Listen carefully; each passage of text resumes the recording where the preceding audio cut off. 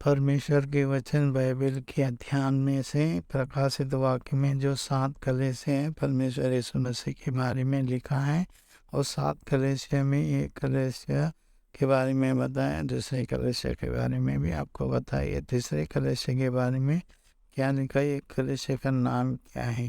प्रकाशित वाक्य 2 अध्याय 12 वचन। और फिरगमन कलीसिया के दूत ये के लिखा कि जिसके पास दोधारी और चौकी तलवार है वो ये कहता है कि वचन समझ में आ रहे हैं। पहले जो है ना लिखा गया ना 7 कलीसियाओं का 7 आत्मा ही, वो 7 आत्मा के बारे में क्या लिखा है।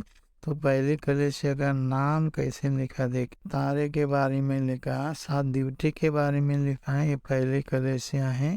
दूसरी कलीसिया के बारे में लिखा प्रथम और अंतिम, जो मर गया वो जीवित हो गया, दूसरी आत्मा के बारे। तीसरी कलीसिया जो आत्मा के बारे में कह रहे हैं, दोधारी और चौकी तलवार है।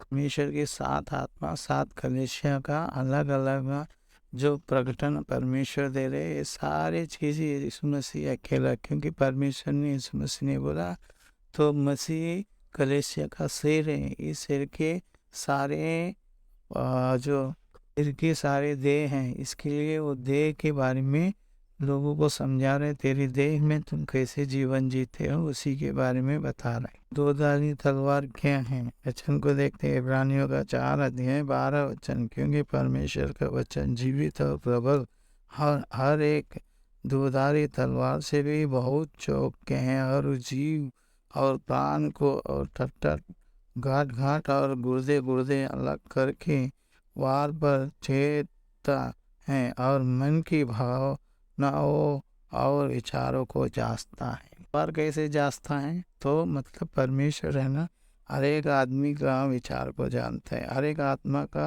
विचार को जानता है। गांठ गुर्दे गुर्दे गुर्दे अलग करके वार पर छेदता है, मन की भावनाओं को विचारों को जांचता है। देखिए इतनी सारी बात है एक साथ है। परमेश्वर ने कहा तो हमारा विचार, हमारा जांचने का भावना, मन की भावना सब जानने वाला परमेश्वर है।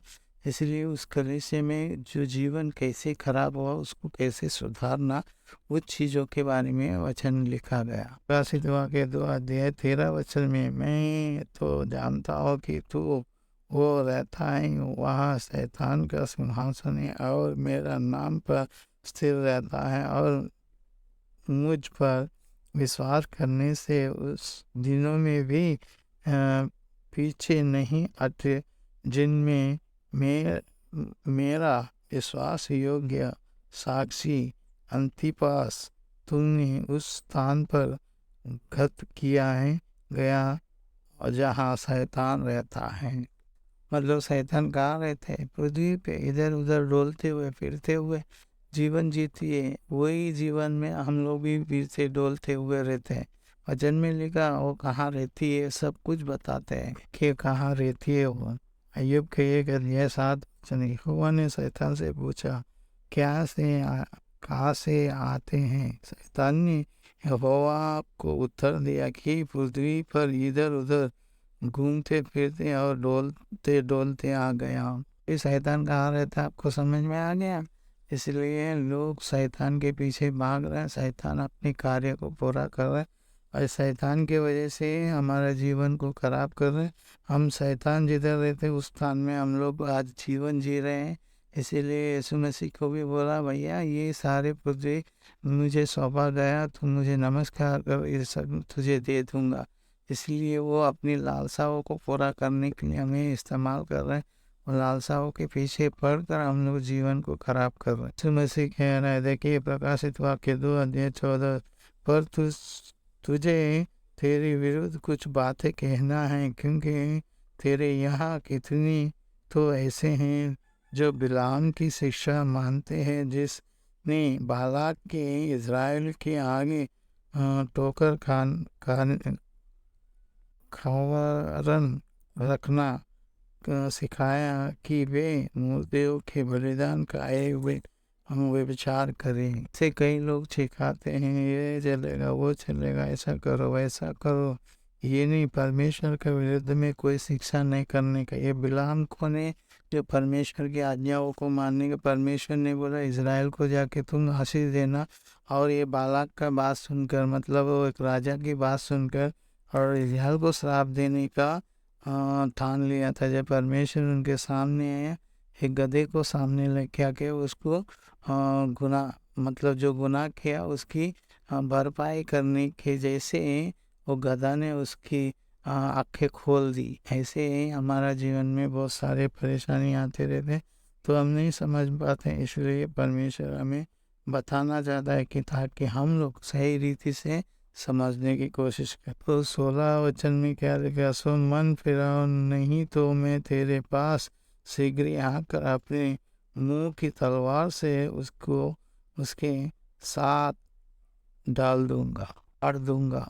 तो 17 वचन में जिसका कान हो वो सुन ले, आत्मा कलीसिया से क्या कहते हैं। जो जय पाएगा उसकी मैं गुप्त मन्ना में से दूंगा, और उसका एक श्वेत पत्थर भी दूंगा, और उसका पत्थर पर एक नाम लिखा हुआ होगा जिससे उसके पाने वाले की सिवाय और कोई नहीं जानेगा। तीसरी कलीसिया में जो बातें हैं, जो बीच बीच में रुक रुक के जो बातें आ रही हैं, तो आप लोग थोड़ा ध्यान से उसको सुनने का, समझने का, क्योंकि बोलने के समय में जो गड़बड़ होती है उसको आप ध्यान से सुनने का, सारे वचन समझ में आएगा। अभी जो पढ़ रहे हैं ना, जब भी आपको समझ में आएगा, ताकि ऐसे हमारे जीवन को नहीं होने दें। जीतने वाले को क्या कह रहे हैं, परमेश्वर एक वस्त्र देगा पत्थर का, तो लिखा है कि उनके ऊपर वो उनका नाम लिखा जाएगा। तो सोचिए परमेश्वर आपको क्या देना चाहता है। इसलिए अपने मन को सुधारिए और मन फिराइए और सच्चाई को जानने की कोशिश कीजिए। आमीन।